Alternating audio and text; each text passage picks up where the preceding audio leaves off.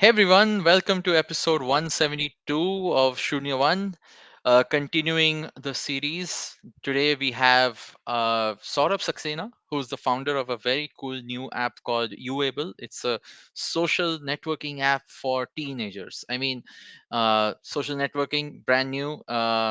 Teenagers, also a new category, and some very cool stuff that we actually got into. I've known Saurabh for a long time actually, from ages ago, from where he was doing a whole different thing, but still very much in a very similar space. So it was really interesting catching up with him and talking about his journey and of course what he's building at Uable. So I hope you guys will like it. Let's take a break, come back and start this conversation.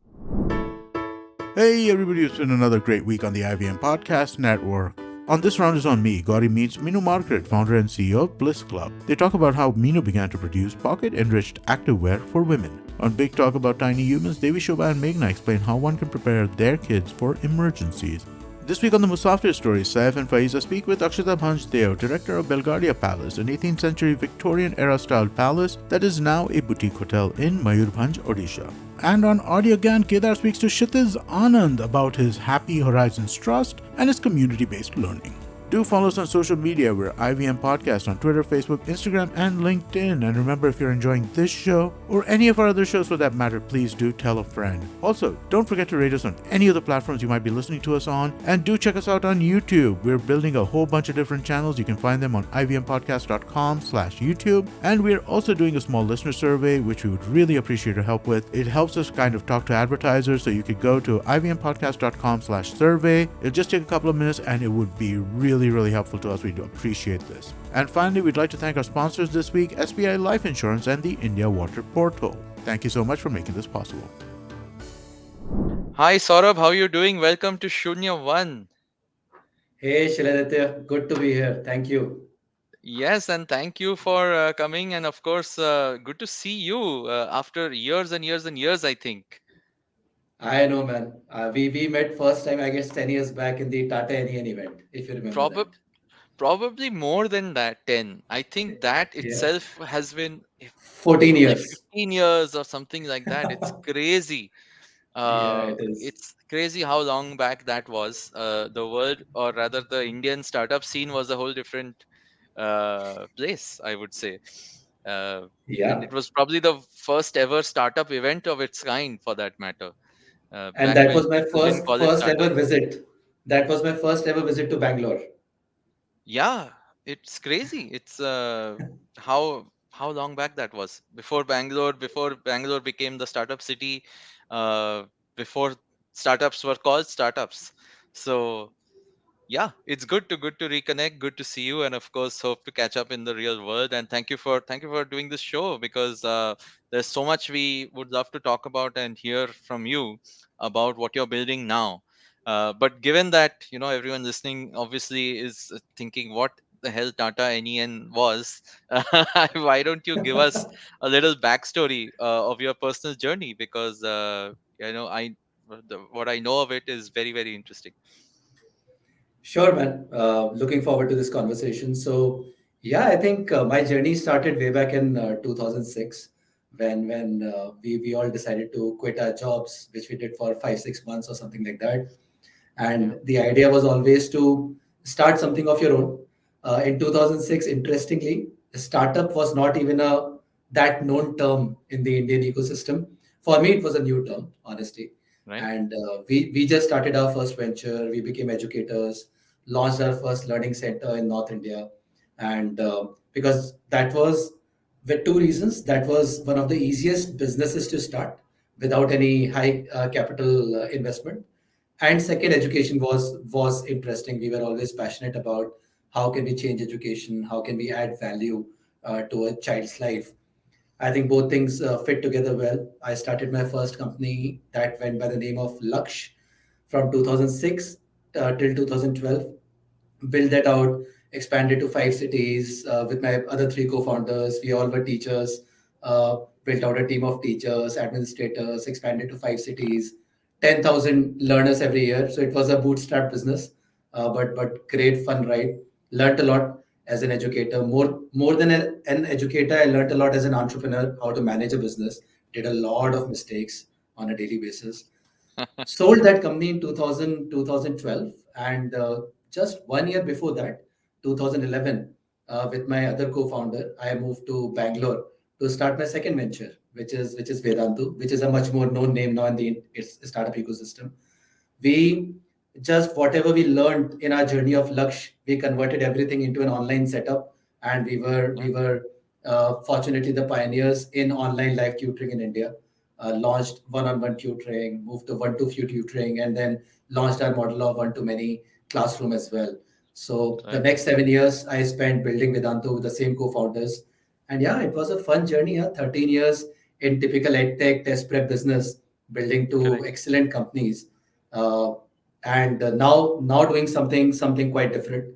With my 13 years working with teenagers, thousands and lakhs of them, I realized that test prep, exams, and schools is just one part of their life. Right. But today's teenagers' aspirations, the kind of diverse interests they have, and the kind of human beings they are, they deserve a far wider platform to maximize their own potential.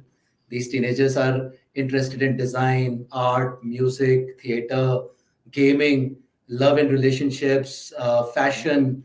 I mean, their interests are so widespread now. We won't remember, Shiladitya. I mean, in yeah, past, we were always told just go to an engineering college and that's it, life is sorted. But today's yeah. teenager is very, very different. So today, what I'm doing at Uable, we are building a social network for teenagers where they can explore any interest, build any skill, connect with new friends, bring their existing friends on board, and and just maximize their potential in any direction that they want to. Wow. So yeah, So, I that's mean, my journey. in all of this, I think, it's so interesting to see the building blocks of what led you to, building, starting this also. Obviously, the test prep, the ed tech part. Well, before tech, it was just ed, and then it became ed tech. So obviously, you've seen firsthand how children, I would say, teenagers and children, learn and grapple with learning. Uh, with Uable, I know you just described broadly that you're looking at the rest of their life, right? What the other aspects of their life are. uh, when you obviously you've seen and interacted with so many students and kids before, so what made you feel, like, what made you identify the opportunity here, like, as a business, right? You said, doing a startup, I think we were always driven by passion. You said it yourself. You said we always used to put, like, solution first, business later. uh, and that's, I guess, also what's there in a founder's DNA. So when you looked at this problem space, or when you were trying to build out, let's say, the kind of product or tech you want to service this industry with, what did you see as the opportunity exactly? Like, what did Yeah. teenagers today not have? Because I think there's also, these are also, you can say, there's so much to be distracted by all of this in the rest of your life. So how did you look at it? How do you look at that white space? Yeah. So I think goes back to many years of being with these teenagers in a classroom and looking at their lives as well. Um, I think the biggest insight that I got was that teenagers were not happy with being told that there are only two, three possible pathways for you in life. They are rebellious. They were revolting against this thought process that if I want to become a designer, I can become a designer. If I want to go into startups, I can go into startups. If I want to go into fashion, I can go into fashion. If I want to become a gamer, professional gamer, I can become a professional gamer. Today, if a teenager wants to become a creator, content creator on any social media platform, she can do that. I think the aspirations were growing, Shiladitya, and that was a huge need that I could identify. Secondly, the biggest need while talking to hundreds of teenagers before even starting our development of our closed beta app last year was very interesting. So these teenagers went to Facebooks of the world some years back. Hmm, They flocked out. Then they went into Instagrams of the world. correct. Now they are flocking out. While they're still on Instagram, spend a lot of time. But let us understand who these teenagers are. They are neither kids nor adults. They love to connect with each other. They love to connect with like-minded teenagers who have interests like them, who think like them. They don't want to become a part of the adult world very soon, but they want to break out as well. So Right. globally, there was a trend that teenagers were flocking out of the mass social networks and were getting into their own private communities, building communities Correct. on Discord, etc., etc. So Discord was a big phenomena amongst teenagers, not just in the US but also picking up in India. When we started analyzing what are they doing on platforms like Discord, Telegram, etc., they were just building their own private communities around gaming, even around education. So when I'm saying Uable is about interests, it covers everything. We have clubs around study, we have clubs around career discovery, clubs around design, clubs around gaming. So it could be anything that they're interested in. And when I looked at Discord and Telegram, I realized that a huge revolution is happening undercurrent. Right, these Hmm. teenagers are flocking out and creating their own worlds inside, and I saw it as a huge space. And then the third insight was teenagers are becoming financially more and more independent while they still don't earn their own money. But Right. parents are giving them increasingly higher amounts of pocket money. They have their own debit cards now, they have their own saving banks accounts now. There are tens of fintech companies already solving for this problem of teenagers taking their own financial decisions. So all these three insights combined. First one, their diverse interests. Second one, their need to build teen exclusive spaces. And third, their increasing financial decision making, independent decision making, were Hmm. the three insights on which we felt we have a huge opportunity. There are 250 plus million teenagers in India alone.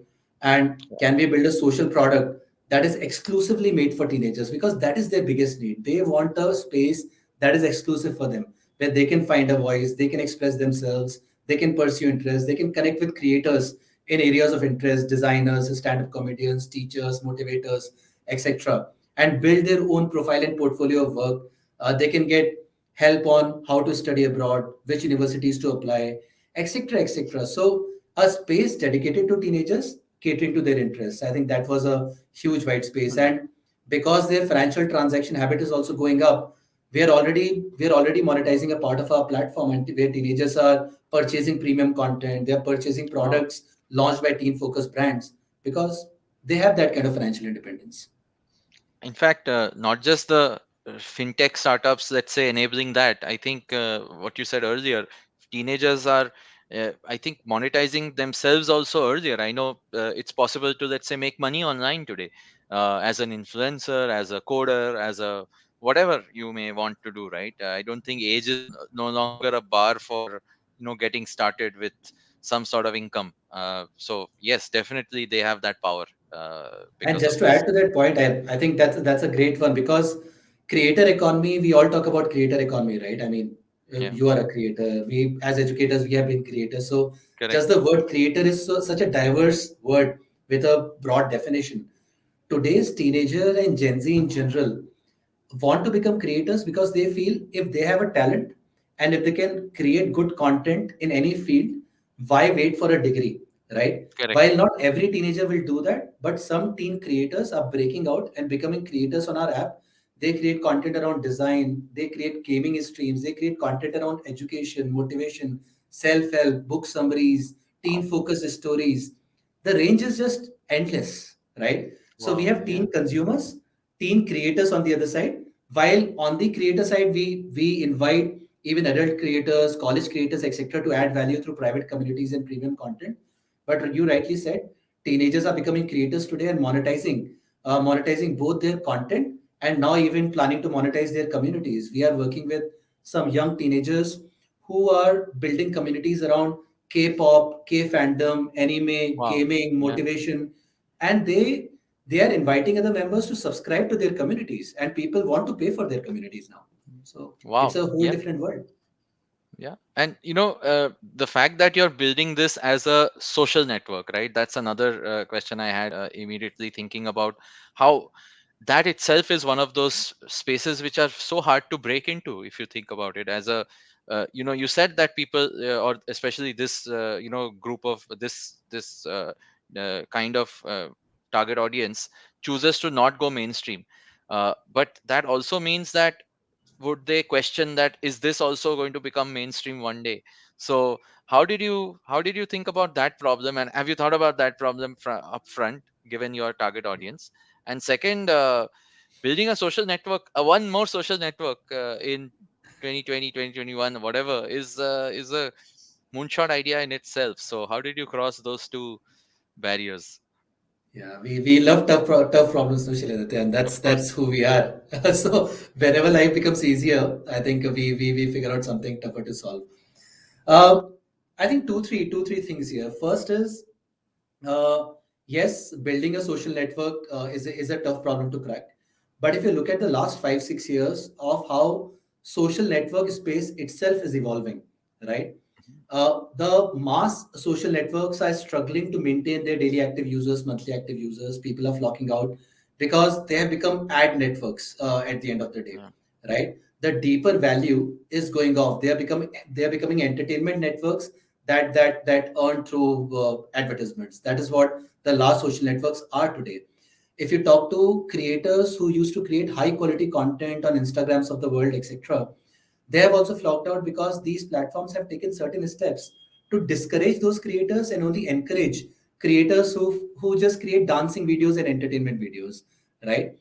And over the last 5 6 years, we have seen a strong emergence of something called vertical social networks, and that has been my own area of work for the last 2 3 years. yeah, Any social network that either picks up one need for a large audience or many needs for one kind of audience is a vertical social network, right. right? And for example, Discord was a vertical social network for gamers, right? Correct. Now people who are looking for partners and dating, they have their vertical social networks for dating. So every specific need is being catered by a different network now, right?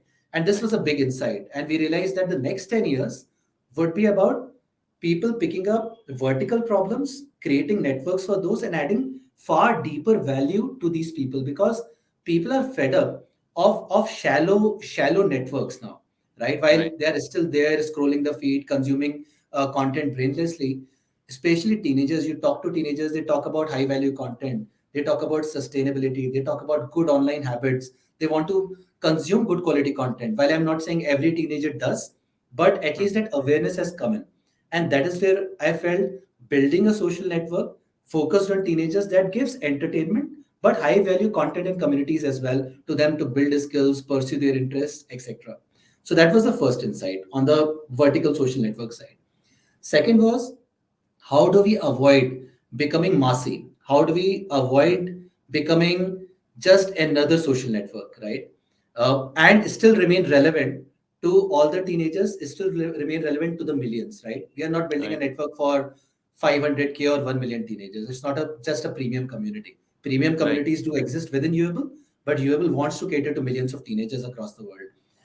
How do we do that? I think we have written some actions for which just we just abide by it. We Mhm. will never do ads, for example, right? We know that Mm. today's user is willing to pay for high value content and high value communities.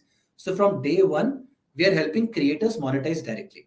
We are telling creators that if you have great content, monetize it. You Right. just don't keep throwing free content to users, and tomorrow then will have to run ads on your content to monetize your content, which really disturbs the inherent fabric of what really a network should be. A network Right. should be run by creators and consumers, creating high value for each other. And a platform should just stay away by creating tools and helping them monetize this relationship. I think that has been a big insight for us. And today, teenagers are saying we want to buy products, we can pay for content, we can pay for communities also. So we are staying away from ads, we are staying away from monetizing the user data, which has been the biggest problem of social networks, honestly. Yeah, that's true. I mean, you couldn't imagine a world where ads was not the only option for monetization, especially in social networks, I think. But it's a bold move, to be honest. And it's great to see that you've said, it's already working out in some ways because there's enough balance of, let's say, both the creators and people consumers on the same platform. Uh, there's actually a lot more questions I want to ask about actually how you build this and the tech behind it. But before we do that, I'm going to take a quick short break and come back and continue the conversation. Hey, everybody, it's been another great week on the IVM Podcast Network. On This Round is on Me, Gauri meets Minu Margaret, founder and CEO of Bliss Club. They talk about how Minu began to produce pocket-enriched activewear for women. On Big Talk About Tiny Humans, Devi Shobha and Meghna explain how one can prepare their kids for emergencies. This week on the Musafir story, Saif and Faiza speak with Akshata Bhanj Deo, director of Belgaria Palace, an 18th century Victorian era style palace that is now a boutique hotel in Mayurbhanj, Odisha.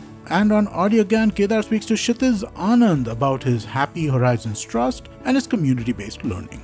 Do follow us on social media. We're IVM Podcast on Twitter, Facebook, Instagram, and LinkedIn. And remember, if you're enjoying this show or any of our other shows for that matter, please do tell a friend. Also, don't forget to rate us on any of the platforms you might be listening to us on. And do check us out on YouTube. We're building a whole bunch of different channels. You can find them on ivmpodcast.com/YouTube. And we're also doing a small listener survey, which we would really appreciate your help with. It helps us kind of talk to advertisers. So you could go to ivmpodcast.com/survey. It'll just take a couple of minutes and it would be really helpful to us. We do appreciate this. And finally, we'd like to thank our sponsors this week, SBI Life Insurance and the India Water Portal. Thank you so much for making this possible. Hey, welcome back, everyone. Saurabh, you've obviously been sharing the journey of Uable and the why and the what you've built. Uh, let's talk a little bit about the actual product and the how of it as well. So, how did you first go about this? What's the underlying tech? You've said you've built a product which monetizes as well, allows the community to sort of monetize within itself. What did you focus on? What are those challenges on the product side that you chose to focus on to make it attractive to the user base and to teens especially? Yeah.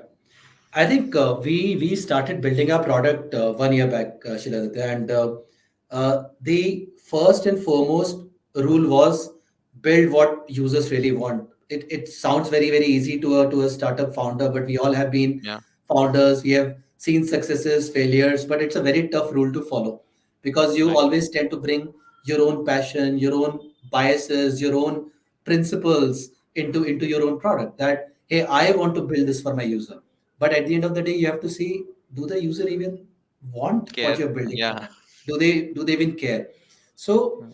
to avoid those a repeat of those mistakes of past, what we did was we said we'll not start developing our product. We will use something like Discord. We'll get some teenagers on board. We'll create our own community where I was there, my head of user experience was there, my head of product was there, the core team of 5 6 people who have built the entire product.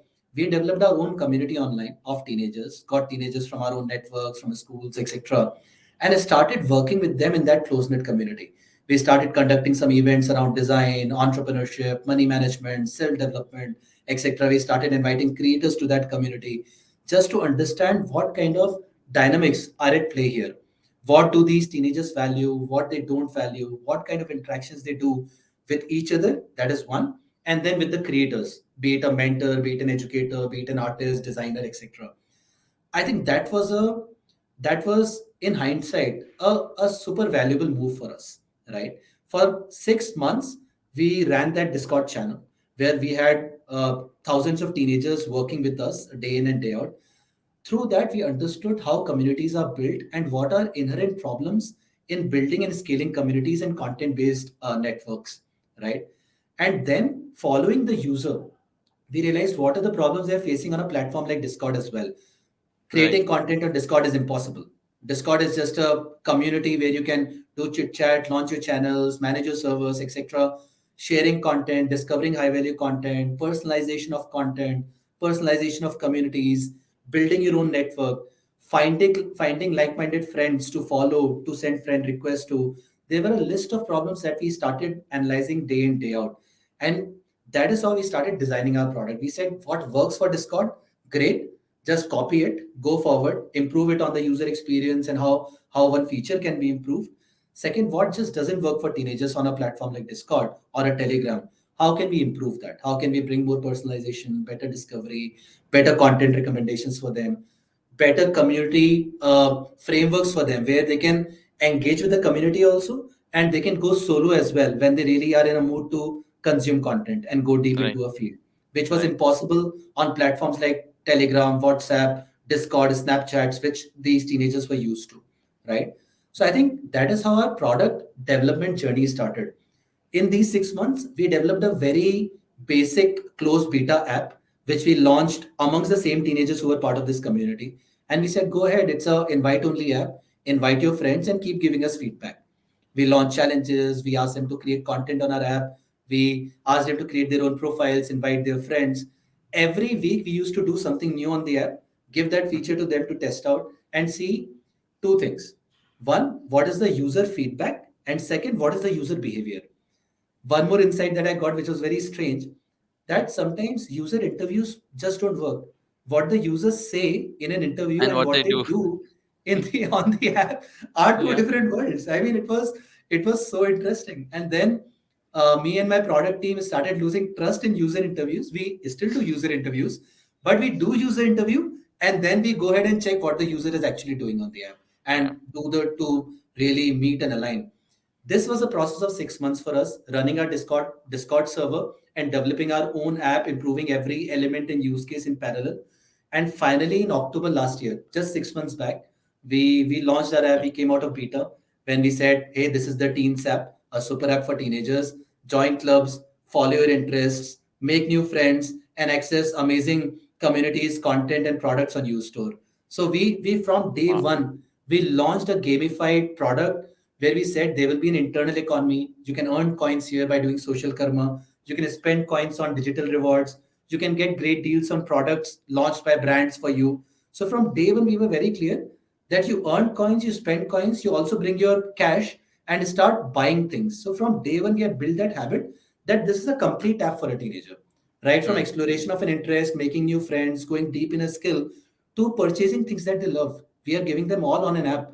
So from day one, our user has been aligned with that use case. That Uable is my go-to app. If I'm a teenager, I have to be on Uable.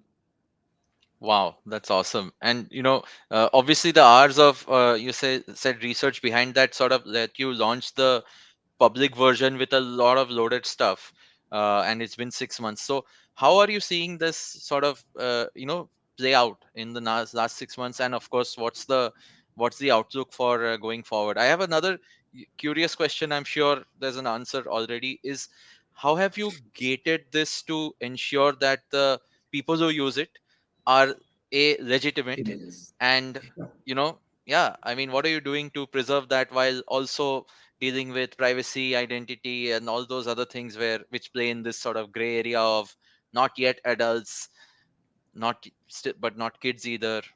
Yeah. That's a very interesting space, and dynamic you have to deal with, I'm sure. Yeah, it is. It is a super important question for us. Has been. So first thing first, Shiladitya, I think answering that question, how has it been in the last 6 months? I think when we came out in October, there was one level of product market fit that we were already at because of our 6 months of deep work on a Right. Discord community, etc. Some things were already working well. We also realized that the kind of teenagers we worked with for 6 months were a little, what do you say, advanced level users, just because of our networks, etc. Power We users, got yeah. users from tier one cities, from top schools, etc. So they were advanced users who wanted to build skills, etc. As soon as we opened our app to the masses, we realized that we definitely missed out on certain use cases that a mass teenager from a second or third tier town is looking for. Right. So when we launched the app, that learning started coming in. That we were able to retain our advanced users really very well, but retention of bottom of the top of the funnel, basically the last set of teenagers who were coming from second tier towns, third tier towns of the country, was not that strong.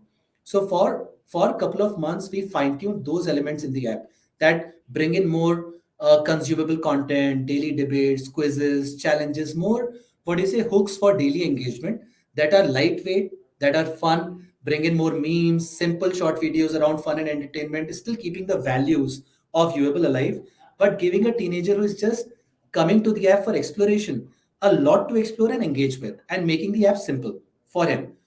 Once the teenager becomes an advanced user, our use cases were sorted.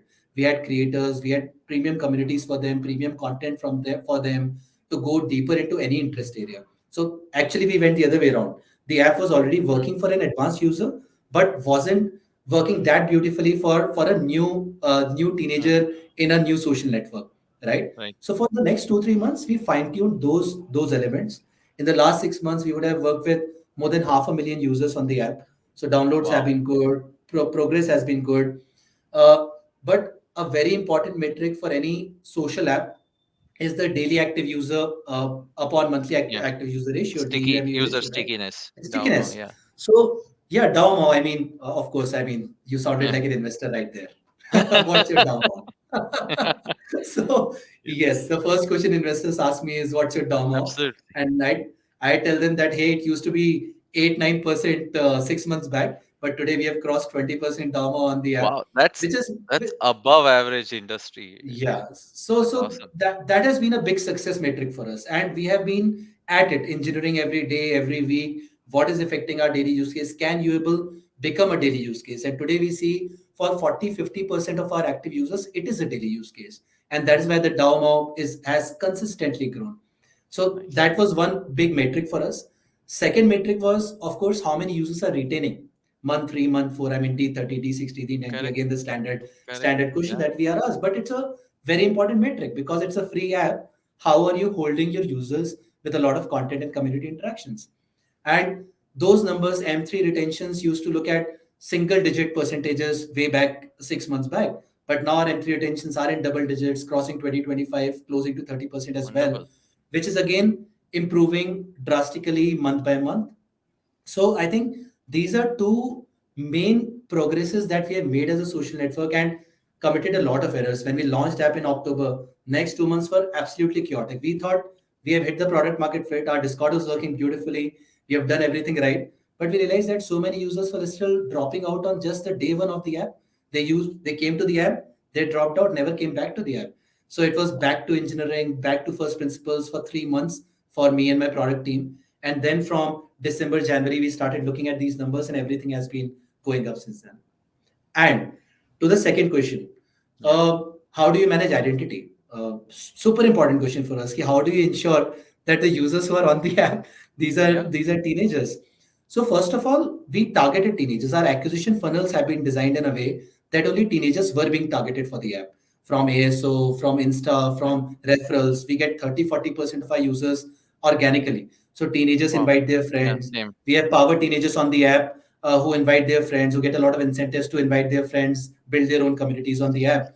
So overall, 60-70% users were coming from the networks. So teenager led to teenagers coming in. But after experimenting age gating for 3-4 months, now we have built so much confidence that teenagers truly want our app that we have finally made our app age gated. So you and me cannot sign up on the app because you have to either use your Google credentials or Facebook credentials. And we have Google and Facebook have your birth dates, your real age data. So we have gated the app with that data, which is almost 90% accurate. If you're not a teenager, you actually cannot sign up for the app anymore. So now it's absolutely age gated at the entry. Nice. Second, every piece of content that goes into the app is moderated, was being moderated by humans 6 months back. Now we have inbuilt our own AI ML driven moderation tools. Every meme that is being posted, every static image, every short video goes through a AI driven moderation. And Wow. we have built a teen focused moderation there. That what is the content that is appropriate for this age, which has learned over time, which is still getting Mhm. better and better every day, not perfect. It's still 30% content gets filtered out for human intervention on moderation, but 70% we are able to moderate and keep every piece of content, every piece of conversation on the app teen appropriate.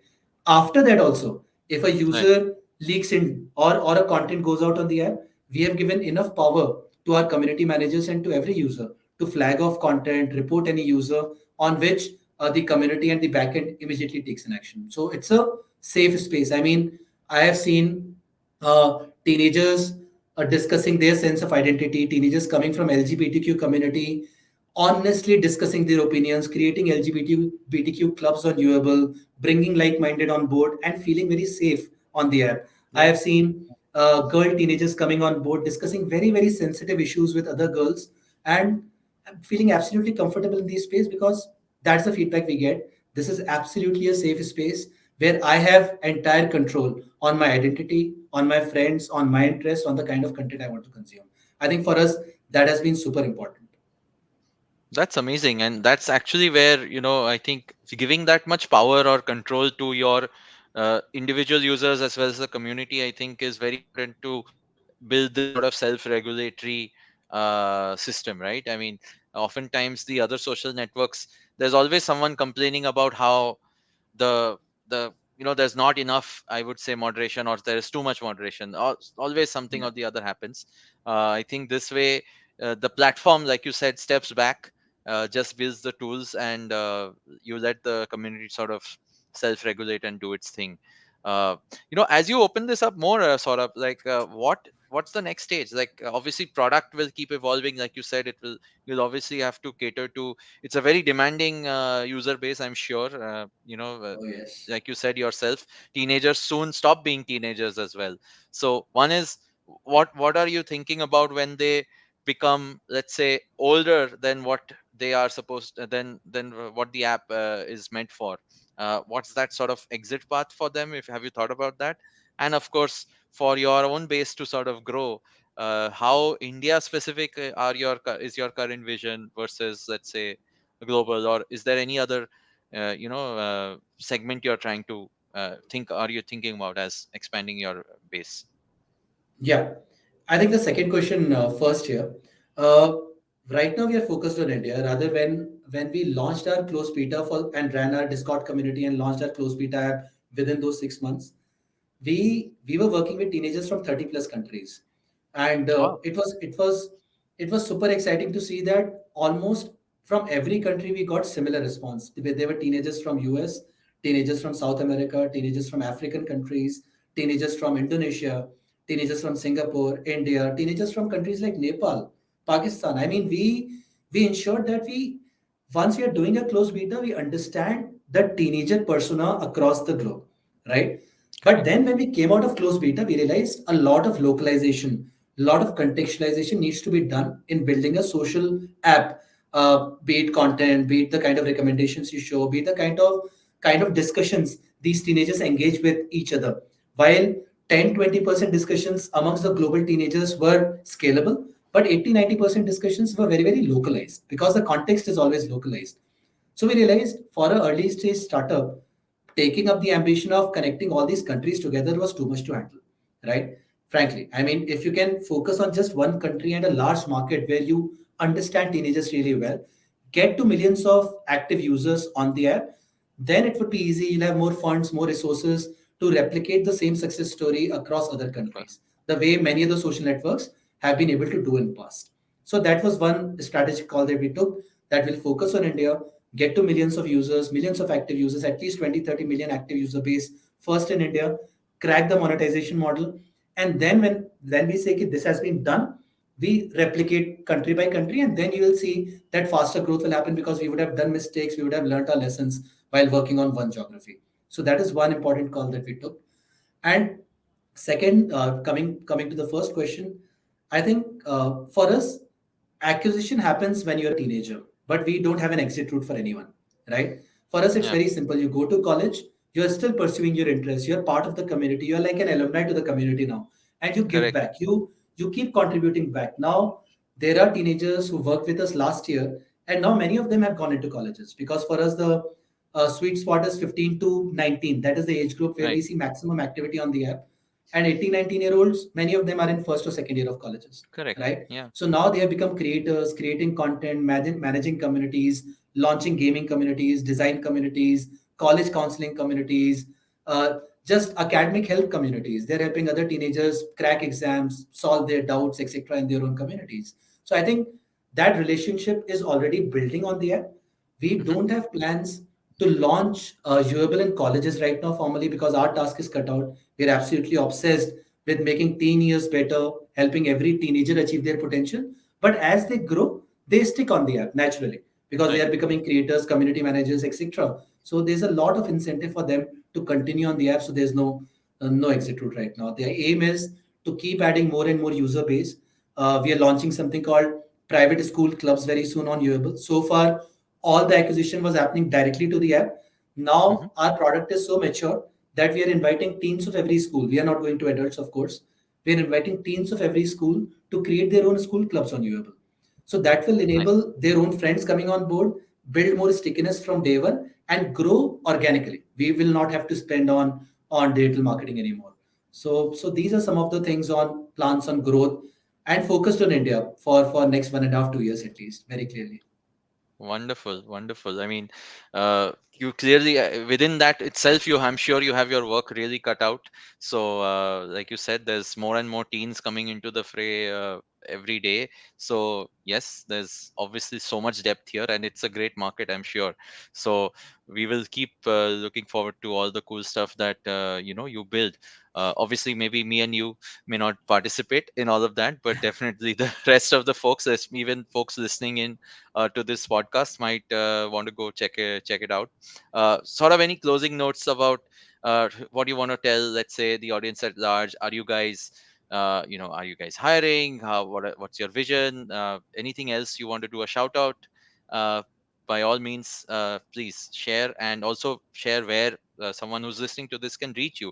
Are you on Twitter, or are you reachable? Do you prefer LinkedIn, email, whatever? And just give us a handle that we can reach you on. Sure, sure, man. So I think one thing that I would like to say is we are inviting aspiring creators to Uable for sure, because a big part of our strategy going forward in the next 12 months is how can we get creators who can add value to a teenager's life, to build communities, to build premium content on Uable app for teenagers. It could be an educator, it could be entrepreneurs, it could be podcasters like you. I mean, teenagers are interested in every field: designers, stand up comedians, educators. We're inviting creators of a diverse age group now, not just teenagers, to come explore this amazing user base of teenagers, because Uable is the only place where people will find such a huge engaged crowd of teenagers. So any creator who wants to build communities, build premium content, drive monetization, add value, create impact. We are getting some creators who say, I don't want to monetize. I just want to launch a private club for teenagers and keep adding value to their lives every day. So that's a message I want to send out to the entire community, that if you are someone who can directly, who wants to build a community for teenagers, build great content, please reach out to us. We would be more than willing to work with you, help you develop your own communities, help you develop your own creator strategy on Durable, and go forward. And as far as reaching out to us is concerned, I am reachable on my email ID every day, which is saurabh@uable.com, or on Twitter, which is saurabh_learn. Reachable on Twitter DMs as well. So that is where anyone can reach out to me. Yeah, I think that's it from my side. For those of you listening, we'll of course share more details once this episode goes out, and on how to reach Saurabh and how to reach the Uable community, especially if you're a teenager. And yeah, for wherever you're listening to this podcast, whichever app, please, as a suggestion, please do leave a rating, a review. Tell us how you liked it. You can reach me on my Twitter handle. It's at the rate Shiladitya on Twitter. So leave us a comment, leave us some feedback, and hope you enjoyed this very, very fun conversation with Saurabh, and learned about what they're building at Uable. So Saurabh, thank you so much. This was amazing. Really looking forward to this next chapter of your own personal journey. Having seen the amazing stuff you've done in the past, it sounds really exciting, and hope to catch up with you as well at some point when the world opens up in Bangalore. So looking forward to it. Thank you so much for doing this. Say, man, it was great being here. Always wonderful to reconnect, and always wonderful to reflect back on my own journey. Looking forward to catching up in person soon. Thank you, and all the best. See you. Yeah. Bye.